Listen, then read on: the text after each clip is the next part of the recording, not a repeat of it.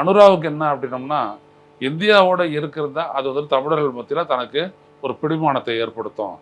தமிழர்களுடைய ஆதரவை நிரந்தரமாக பெற்றுத் தருவதற்கு இந்திய அரசு உதவும் அப்படின்ற ஒரு அரசியல் கணக்கு.